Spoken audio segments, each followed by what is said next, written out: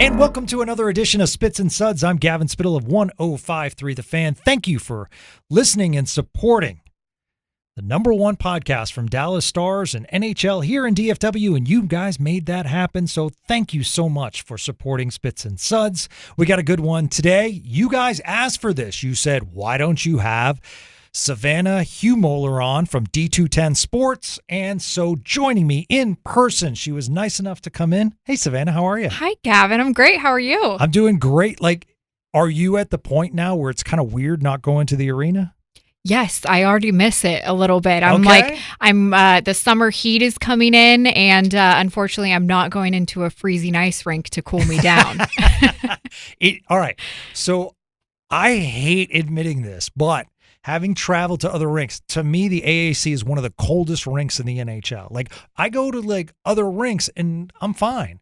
I go to the AAC and I'm wearing a snow cap. 100%. Okay, good. Thank you. No, I'm with you. All Absolutely. Right. All right. Before we move forward, let's go back. As a person who has been at the AAC and covered this teams and the day-to-day operations, was it a surprise as far as Pete DeBoer getting let go? To me, no, this wasn't technically a shock. Okay. I had heard earlier on in the week that there was some rumblings when it came down to internal staff decisions that they were having to make, and that would likely result in a big change coming up for the Stars. So I had done a little bit more research on everything that had happened with that series against Edmonton, what Pete DeBoer had been saying, the big Jake Oettinger poll. And ultimately, what really clicked is he likely is going to be let go by the Dallas Stars. So that ultimately ended up happening on that Friday morning. And here we are now in search of a brand new head coach. Yeah. I know we had the events of him, the poll and allowing Jake Oettinger to skate back. And then after the game, the comments, and then the comments on Saturday during the exit interviews. But do you also think prior to that, when Evan Bouchard did that stick tap on Rope's shin, and then during the game it came out that when asked about it, that's not necessarily our makeup? To me, if I was a team member, I'd be like, "Ooh, I don't want the other team saying that I'm not tough," you know? Right. No, I think a lot of people have been a little upset that there was no retaliation, but my understanding of this is the locker room that Pete DeBoer wanted to have and that he has had the last 3 years is a very calm locker room. They don't like being a very aggressive team, and the fact when they respond to something like that, they want to be able to show the other team, hey, let's put the puck in the net. That would be our message back. And Esa Lindell was a player that was asked during that Edmonton series, how do you go around this room as kind of one of the leaders in this room? You've been here as a veteran for a while. You know, why wasn't there any discussion of retaliation? He said, our retaliation would be putting the puck in the net. Yeah. So that's Pete DeBoer's kind of locker room in a nutshell to me.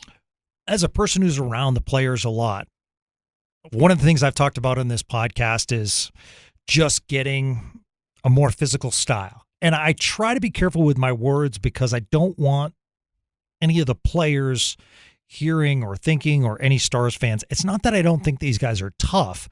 I just think stylistically, when you look at players that are in the Stanley Cup and teams that are in the Stanley Cup, Edmonton got tougher. Florida got tougher. Vegas picked up, acquisitions to get tougher. Colorado, Tampa, you can go down the Stanley Cup line and trade deadline acquisitions. And then I look at the Stars and I'm like, okay, I mean, Tanev, sure, but that was a really solid defenseman. But do the players get agitated by continuing to hear that narrative? I'm sure they do get a little agitated by that. I think a great addition to the Stars roster this year was Leon Bichel being brought up from the AHL. He made a huge impact when it came to the physical game. Also in the postseason, having him paired with Alex Petrovic, who obviously he went back down and he's been playing with the Texas Stars in the past couple weeks. But it's been those two being one of the most physical pairings when it came to this postseason. And I think it is something that the Stars might be having to look into a little bit more. You Yeah. do need a physical team in order to make these big pushes, especially in the postseason. You see all these dominant teams, the Avalanche, the Oilers, the Florida Panthers. So it is something that the Stars need to look into. Whether the teams may be sick of hearing it or not, maybe that's something they need to kind of balance when it goes into the next season. So Jake Oettinger was in the spotlight for all of this, but I thought he handled himself incredibly well in the exit interview. I mean, had you guys laughing multiple times. I mean, I thought he had some great lines. And I just think he really did a good job as far as taking it off the coach and putting it on himself. Didn't necessarily have to do that, but wanted to get your thoughts overall on the exit interviews that took place. Let's start with Oettinger. Sure. Jake Oettinger has been such an amazing guy to talk to this season and just really get to know. He really does care about this team so much, and he does put a lot of this on his back. And I think in that exit interview, he understood fully what Pete DeBoer did in Game 5 doing the poll, and he knew that that had to happen in order for there to be maybe a shift in momentum. I also think Jake might have been a little bit run down by the time that Game 5 hit. And many other teams in the NHL this postseason at some point used one or more goalies. Mm-hmm. And the Stars put Jake Oettinger into every single game. So obviously there may be a little point of some burnout in there. And that was something that was potentially discussed behind closed doors, and that's something Pete DeBoer told us as well in the exit interview. But Jake did great. Yeah, let's move to DeBoer, because I thought one of the things that kind of stung, and when he said it at the time, I'm like, oh man, just a quick follow-up. Like, no, I have not met with Oettinger, but before anyone gets crazy about this, we are going to meet. It's one of my top priorities. I think the world of Jake. That just, when he said, no, we haven't met, I just thought, come on, Pete, you could do it. Say more. It was a little odd. Yeah. Definitely was a little odd that you hadn't maybe even chatted with him post-game of the Game 5 and just said, hey, we'll talk about it tomorrow or the next day. There was just zero communication there. And so that was definitely something strange when we had discussed that with Pete in the exit interview. You have negotiated contracts in your life, being a talent. I have negotiated contracts. I'm just going to say this. When Jim Nill says, as long as I'm here, Jamie Benn's going to be here, no longer here, but Pete DeBoer said, I pray that he comes back. To me, Jamie Benn has terrific bargaining position right now. So I'm not saying like I don't want him back, but at the same time, I think they have to be cautious at what the level of investment's going to be. And your captain playing the fourth line in limited minutes. It's going to be interesting, that dynamic, if they re-sign him. Absolutely. I think if they do re-sign him, maybe you're looking at a 1 to 2 year deal, but they obviously are going to have Jamie Benn. He's going to be negotiating that contract pretty heavily. Jim Nill said something interesting the other day in his media availability, that there's some bonus structure when it comes to potentially working with Jamie Benn for when they do get that contract done. So there may be a couple added things there. But Jamie Benn wants to be in this locker room. He said it's all he knows. Jim Nill wants Jamie Benn to be here. So I think Jamie Benn, he'll be in Dallas. It's a matter of fact of leading that locker room. You still have a lot of young players on the up and coming. And people have talked about Wyatt Johnston at some point wearing the C on his sweater. Sure. And so I think Jamie Benn is the perfect person for some of these younger guys to look up to in that locker room. And you want to keep that constant in the locker room now that Pete DeBoer is gone. Then we move to Matt Duchene and talking about having the kids, and it just seemed as though those 1 year deals, this was different than last year. Last year's exit interview was a lot of, we need to do this, we need to do this. Still sounds like he wants to come back. Didn't say it as much, but there were words in there that to me was spelling, I need a multi-year deal. I think I deserve it. The way that I'm reading the Matt Duchene situation is I think he had a tougher time here in 2025, especially when it came down to the postseason. Obviously, he did what he could do, but he wasn't the same player as he was back in last year's playoffs. And He, I think, is more struggling with the family side of things. What am I going to do? I have to worry about my children going forward. My son's in this grade and my kids are growing up. I think he's going to want something a little bit more long term that gives him more stability. I don't know if Dallas will have that for him. And he maybe go and look at other options. That might be the best move for his life and his family. And he may not be that fit in Dallas. And the Stars need to look at, hey, does our cap space maybe allow this with all the other transactions that we will have to make? Right. As well as, does Matt Duchene give us what we need as far as our forwards go? Yeah. And you have to look at that scoring and what he was able to do this postseason versus last year. Is he the same player that can do that for us in the next few years? Because if you're running back Benn and then you say Matt Duchene on a multi-year deal, Jason Robertson's up after next year, and then you have Thomas Harley's up, you're essentially running it back again. And I think that is going to be the tough job as far as Jim Nill's concerned. Like, how do I change this enough? The acquisitions of Lyubushkin and Dumba thus far. I mean, I thought Lyubushkin in the early stages of this year was actually really good, but then we obviously, if a guy's getting a healthy scratch and a guy comes up from the minors and he's overtaken two players, that doesn't necessarily equate to great signings, but I think he wanted to get tougher. So it is going to be interesting because he's going to have to make tough decisions. What I've always said is to get, you have to give as far as trades and everything. And you can't say like, hey, trade Lyubushkin and Dumba and, get Brady Tkachuk, let's just say. Right. No, absolutely. And I think that they have to look at all of these guys collectively and what would work in a long-term sense, but you're also looking at the other Central Division opponents. I mean, when you really look into it, the Avalanche, huge, great job that they did this year. They could have been easily Stanley Cup Final contenders. And then the Minnesota Wild, they have a $13 million cap space right now. They have a lot of room and flexibility to work with.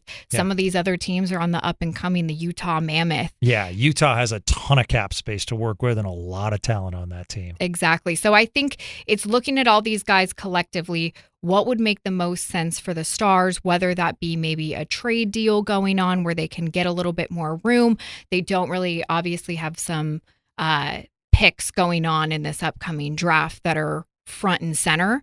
And so, what can you do to maybe make a little bit of room? What trades do you need to make? And there's just a lot of things that they need to look at. From someone that covers this team on a day in, day out basis, what kind of coaching style now do you think this team needs? I think somebody needs to come in that is a great motivator in that locker room and can really get the juices flowing with that team. And I really love seeing a coach that can bring out that energy in a team. I think, like I mentioned earlier, there was a lot of calmness in that locker room under head coach Pete DeBoer. I think seeing the team a little bit more fired up and getting out there, maybe some of those more aggressive plays that we're talking about here, I think somebody needs to come in and be able to really motivate the team. Yeah. Jim Nill even mentioned how he wants to look into maybe the younger side. There's a lot of coaches right now out there in the market that are younger and they want to be on the up and coming. And so I know Neil Graham is a name that's in contention right now for consideration. And he is a very young coach. He's done a great job with the Texas Stars, 5 winning seasons under him. He was promoted, I think, in 2019 mid-season to head coach. He was, and he's done a great job with that team. And I know they really admire him. So there's a lot of factors going into this. I think that Sean said something on Friday's Spits and Suds that really resonated with me. If he does not get the head coaching job, you need to put him on the staff. Yes. To me, if what's holding him back is being an assistant coach in the NHL, because that's what a lot of people say, he has never been behind an NHL bench in any capacity, but he does deserve the shot. If that's the case, then you need to put him on the bench and give him that experience. I fully agree with Sean as well here. I think that they should move Neil Graham up, give him a little more experience behind the bench, understand what it's like being in the NHL, being able to coach in the NHL. it would not totally surprise me if they potentially promote one of the current assistant coaches. Elaine Nazardine comes to mind for me. Coached in New Jersey. Yes, he has the NHL head coaching experience there, and he has had great remarks made from Pete DeBoer even this season about how well he's done on the penalty kill and all these other coaching factors that he's played a role in. So I think if they were to promote him potentially and bring up Neil Graham, that gives him experience in the NHL. And I think that might be a great move for the Stars, and you're looking internally, but I do know that they're going to look externally as well. Yeah, I think the issue is going to be is one of the things we talked about is like the eye test, and Stars fans want the name. And I get it. I totally get it. They want the coach out of University of Denver. Like, that would be a sexy pick. And we all want him, but that's why he turned down multiple offers. So you're probably going to have to overpay for that. But like I talked about, like, might not be because he doesn't have NHL head coaching experience. And I'm not saying they're going to make this move, but a guy like Steve Ott, for all the fans that want toughness, and then to bring in a guy that they remember as being tough, like, that would be a short-term eye test win, but might not be successful. But you're right. Nazardine might come in, and I think people would be like, what's changed? But, I mean, we saw that with the Cowboys this year with Schottenheimer. It remains to be seen, but early indications are a lot is changing. So I don't necessarily know when you hire someone if you can say, well, that's a bad coaching move. You have to let it play out somewhat. I mean, Pete DeBoer was not necessarily high on people's list when he was first hired. There were a lot of coaching candidates out there, but at the same time, you know, I mean, 3 years, like, even though he's no longer there and couldn't get him over the hump, I think overall he did a good job. One of my surprises about Pete DeBoer, Savannah, was that throughout the year, I had mentioned on Spits and Suds, his post-game remarks, his pregame, there was a calmness about Pete DeBoer, and there was just he was so tactful in what he said, and he never threw anyone under the bus. And then all of a sudden it's like, boom. And I'm like, what happened? Mm-hmm. Like, if you just stayed like you were during the regular season, I fully think Pete DeBoer's with this team still. I believe it too. And Pete is a great coach. Jim Nell even said it the other day in the media availability that Pete DeBoer will go to another team and win a Stanley Cup. It just won't be with the Dallas Stars. He did a great job taking this team to 3 Western Conference finals, but ultimately the team is looking for something that can take them to that Stanley Cup final. And Pete DeBoer just wasn't that guy right now at the time. Like you said, if he maybe would have kept the calmness and the coolness like he has been for so long, things may have played out different, but they've looked at a lot of factors, not just this season, but many different, years before, and what the Stars need as far as fitting the mold. I will be surprised if Steve Spott's here on opening night. I'd be surprised as well. Yeah. He's Pete DeBoer's right hand. Right hand. Yes. Yeah. Yes. Yeah. So, I mean, that's nice that he says they're going to stick around, but yeah, I could see maybe Nazardine sticking around, but okay. The other thing, and I don't know how much familiarity you have with Joe Pavelski, but his name keeps getting mentioned. Great that he's a fan favorite, but to me, I think Joe's happy with family life, raising his kids, playing celebrity golf. I think that's Joe Pavelski's game right now. I couldn't agree more. Joe is so great, but I don't think if he does dabble into the coaching side for the NHL, it won't be for probably a few more years. Yeah. He's still such good buddies with all those guys in the locker room too. I think that there's a different zone that you have to go into if you're going in the coaching side. Great point. And he may not be in that zone quite yet, but yeah. Joe Pavelski, I know everyone loves him and he's just living his best life right now. But, with these coaches, it's just, you never really know what you're going to get. You just really, you need to have somebody that's going to be able to go in and fit the Stars mold. And what's great is with their coaches right now, whether you bring in somebody that is experienced with coaching in the NHL, you have a great support staff, or if you bring in somebody who's not so experienced, you still have a great support staff behind them. What would you like to see as far as biggest off-season moves needs? That's a great question. I think that the main thing that the Stars need to look at right now is your forward group. a few of these guys right now, you can't totally just blame a lot of this loss from Edmonton on Jake Oettinger. And I think that's what everyone's been doing. You're pointing the arrow at Jake. These guys need to maybe look at, hey, why did we not get the scoring going in this series? You need a little bit more depth when it comes to your forwards and what that line chemistry looks like. I think for some of the lines and how Pete DeBoer was switching things throughout the season, there were a few guys that were just moving around all over the place. You need to create a little bit more line chemistry, what these guys can vibe with, be able to get the puck in the net, and they just really need to hit the reset button as far as the forward group goes. I think Jason Robertson is a big question mark right now. So that's the main thing I would keep my eye on here in the offseason. 1 year left, and then he becomes a restricted free agent. So technically, if you traded him, he's still the property of that team. I could see that. My only thing is I think it's going to take a higher level. First off, does Ottawa really want to give, Brady Tkachuk? Brady Tkachuk has, I think, 3 more years protected. But to me, and like Stars fans get this wrong when I say it, but when I mention Wyatt Johnston's name, that's what Ottawa is going to request. Like I said, to get, you have to give. And you look at that. I looked at the Matthew Tkachuk trade the other day, and you gave away, Calgary received a top 4 defenseman and a top forward in Huberdeau, like a guy that had close to 100 points. So, and a first round pick they got for Brady Tkachuk, and I think a mid rounder. So, obviously Brady Tkachuk's worked out, but it's similar to, say, like a real estate agent, where when you sell your house, what's the first thing the real estate agent? Well, I pulled some comps, and here's, based on the comps, what I feel as though the deal is. So I feel as though to get Brady Tkachuk, it has to start with Wyatt Johnston. Like, that's just my thing. Would you entertain a Wyatt Johnston giveaway? I could not see Wyatt Johnston totally leaving Dallas quite yet. I don't think the Stars are ready for him to go. Like we mentioned earlier, there's been conversations of Wyatt Johnston will wear the C on his sweater. Has all the makings. Has all the makings for this.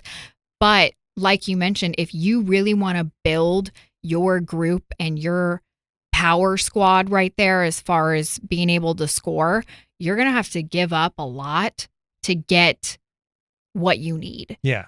And I really do think back to this big trade when we received Mikko Rantanen this year, and you get a big power forward for your team. And Jim Nill, genius move behind that, being able to get Mikko Rantanen. But I think you need a couple other guys that are going to be able to be up there like Mikko Rantanen is. And it's going to take a lot to give in order to get. I did like that Finn line. I personally would love to bring back Granlund. I'm with you. I think he's a big-time player. I think he's a Swiss Army knife, can play multiple positions. I like seems like a good room guy.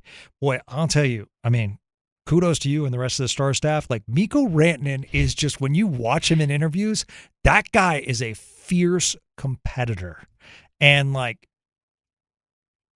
so heard some stuff about Mikko Rantanen, excited that he was excited to play in Dallas, but this person said, you don't understand. It's Stanley Cup or bust for Mikko Rantanen. So, every day he's working out, no days off. It's just, he is just a machine. And that's why I'm excited for him in October, because I just can't imagine that stress being lifted off and say, now I have a team for the next 8 years. Now I have a place that I can actually live. I don't live in a hotel. Now I get a training camp with my teammates. All that stuff adds up to a Mikko Rantanen mammoth year. No doubt about it. Mikko Rantanen had probably one of the craziest years as far as a player in the NHL with what happened with him.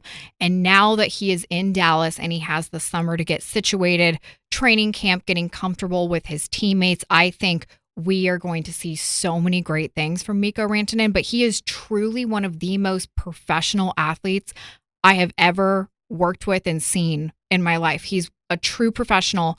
When we talk to him in the locker room, his focus solely is hockey and winning. So like you said, he's working out every day. He's doing the most that he can do to make those big plays. And he did really almost carry this team on his back into that series against Winnipeg did great against the Jets there as well. And, Mikko Rantanen, we have the best yet to come from him. All right. Anything coming up on D210 Sports that we can promote for you? That's a great question. Right now, we are just getting situated with the NHL draft coming up. Okay. We're going to cover a little bit of that. And then once free agency kind of opens up, we'll look at that July 1st and see if there's any moves being made. And then from there, we'll get ready for training camp and all the other things. But nothing too crazy going on right now. It's summer break. Need a few vacations, just like a lot of these guys need a few vacations on the Stars roster as well. And where do people check you out on social media?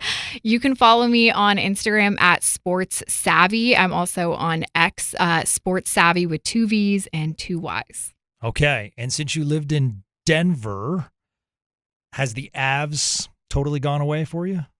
The Avalanche have totally not gone away for me. Oh, no. We need to break that.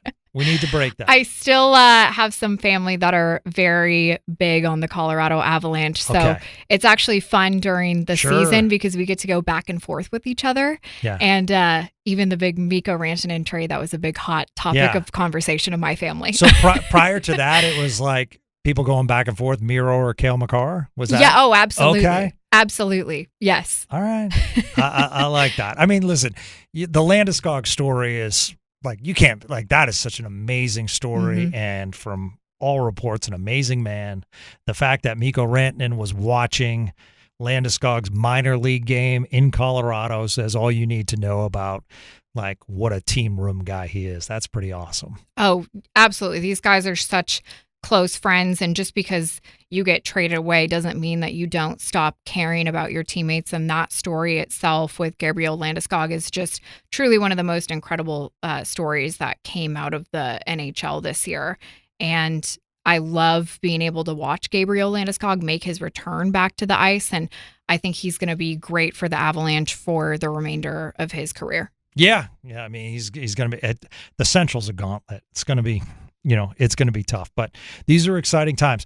The one thing we probably can agree on is it's absolutely amazing that we are weeks away from July and the Stars are a major topic in this town.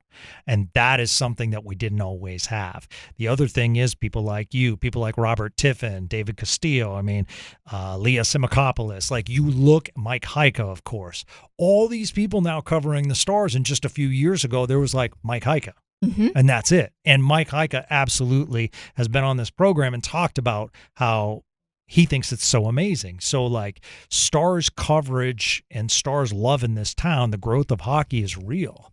And I loved from a national narrative how people were like, I got to check out a game in Dallas. That place looks crazy. I mean, it's just awesome that hockey's on the map. People are loving hockey in this town right now. And it's been so great to see the Stars grow year after year. But you really have to look at what this team has done. They've really built this team for several years now, and being able to get to the Western Conference Final the last 3 years in a row, and the success that they've had 4 consecutive playoff runs in the past 4 years. They really are building a name for themselves. And I love being able to, go in Dallas and you see all of the Dallas Stars sweaters out there and people just are in their gear. They're very passionate. But I think that also goes back to taking a look at the other teams in the area. Sure. The Stars are a winning program. Yeah. And the Mavericks last year, obviously that was a crazy time when it was Stars and Mavs in that playoff run. And that was super exciting at the time too. But I think this year was solely focused on the Stars. And that's why there's so much, they're looking into the Stars right now, is because this was the team this year that everyone really wanted to win here in Dallas. I can't even remember how long ago Jim Nils said he's going to be stepping down eventually. Like that is like, when you look back at that seems like it was years ago. And now he's like, probably one of the more pivotal years as far as Stars fans are concerned, finding a new coach, signing free agents, trying to trade contracts to alleviate some cap space. Like Jim Nils has his hands full. And I think it's funny too, because Jim Nill in his era, he's now on the hunt for his 6th head coach since Jim has been the general manager. That's a lot of coaches to go through. That's a long time Jim Nill has been around. Boy, Kevin Hagelin on our midday show has brought that up. And it's tough because, looking for his third Jim Gregory award, but at the same time, I don't think he's going to get it this year, but the fact that he's nominated, pretty special. Oh, yeah. Jim Nill has done a great job with this team building over the years, and it almost just goes back to what we were talking about with the city of Dallas. This team has been growing so much in Dallas, and Jim Nill deserves so much credit to that because of how he's built this hockey program over the past few years. Now, are you watching Edmonton, Florida? Of course. Okay. Have to. Yeah. It's been one of the most entertaining. It's amazing. Couple of games, and now the series goes back to Florida, and there's just so much going on. But to have those games go into the overtimes, and it's just gone back and forth. It's physical. Those guys are out there pouring their hearts out on the ice. It is so fun to watch. Yeah. About 5 years ago, one of our sister stations had the rights to the Florida Panthers, and I called down there and said, "Hey, I'm doing the Tampa, Florida trip. Is it possible I can, go to a game?" And they said, "Sure. How many tickets do you need? 5, 6, 8?" I was like, no, just 2. And they're like, "Oh yeah, no problem. That's easy. You could ask anytime." Like now it's like a hot ticket. Like it's absolutely amazing. And like for perspective, this is what winning does. Like if Ottawa goes on this amazing win streak, no one's going to talk about how the Ottawa Senators play outside of Ottawa. And the same thing for years. It's like, well, they don't play in Miami. In fact, nowhere near Miami. It's in Sunrise. But now it's like players want to play there. Now Gary Bettman's having to answer for state income tax, which, Dallas has benefited from as well. So it's just fascinating how the W's cancel out all these other concerns.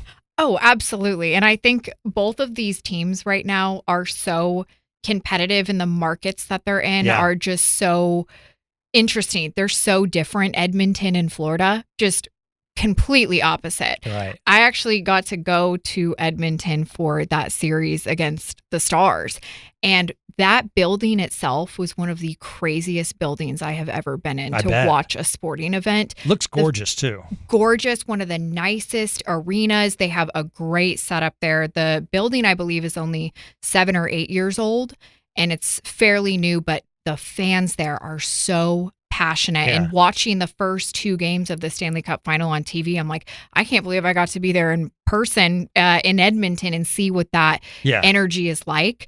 Florida, though, is going to be crazy. Right.